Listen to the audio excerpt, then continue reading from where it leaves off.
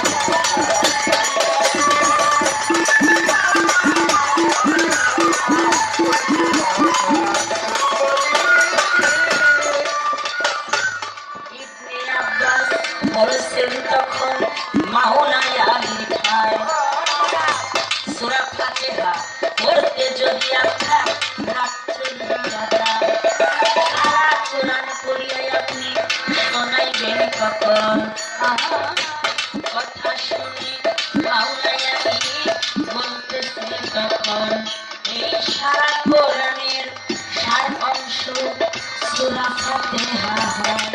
সূরা ফাতিহার সার মর্ম তার বিসমিল্লাহ রয়। বিসমিল্লাহর সার অংশ তার বাহরতের সার অংশ তার নিতের নকশা রয়।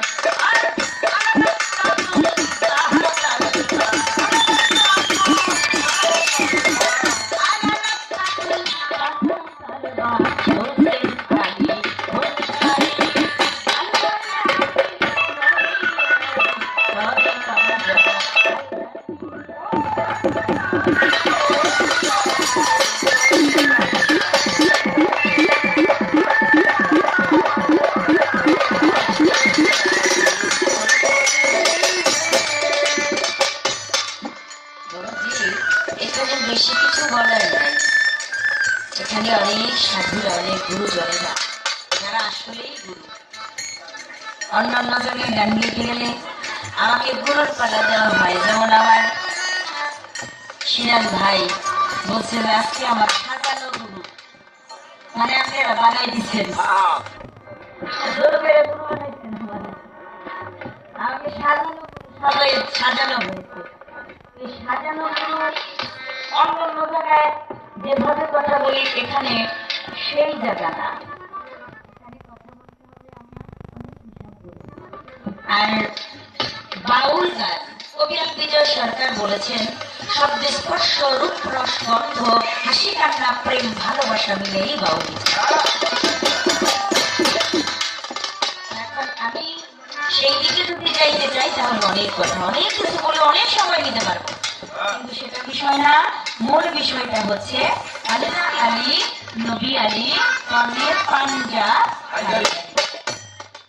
হযরত মুহাম্মদ মুস্তাফা সাল্লাল্লাহু আলাইহি ওয়াসাল্লাম দয়াল নবীজি একদিন তার কম্বলের নিচে তার মা ফাতেমাকে, মাওলা আলীকে, ইমাম হাসান হোসেনকে নিয়ে দেখাইয়া দিয়েছিলেন যে এরাই আমার বংশধর। আমার বংশধর দেখতে, এরাই আমার বংশধর। আর আমার আল্লাহ বলেছেন পবিত্র কোরআন শরীফের সূরা শুআরা, তিনি বলেছেন যে আমি আল্লাহ আমার পরিবার বর্গের ভালোবাসা ছাড়া অন্য কারো ভালোবাসা চাই না।